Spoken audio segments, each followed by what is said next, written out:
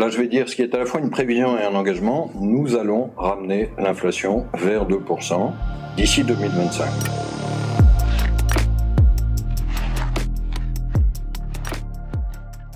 On a connu un pic d'inflation à l'automne dernier. Je vais à chaque fois citer les chiffres de la zone euro.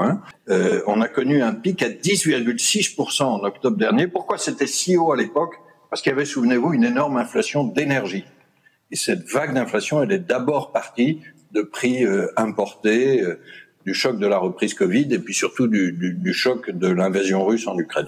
Grands gagnants, finalement, ce sont ceux qui sont endettés, mais qui sont endettés du bon côté. C'est-à-dire qu'ils ne sont pas trop pauvres, d'accord, sinon ils perdent directement sur le revenu. Mais quand vous êtes débiteur, en fait, et que vous avez un taux fixe, et d'un seul coup, ce qu'on appelle le taux réel, c'est-à-dire le taux que vous devez payer net de l'inflation, ça baisse. Et donc là, relativement, vous gagnez. Vous perdez en termes de revenus, mais vous gagnez en termes d'épargne. Donc on a quand même une fraction non négligeable de la population qui va subir ce choc inflationniste, n'ayant pas accès, ou pas très partiellement à l'épargne, de façon à s'assurer de lisser leur consommation.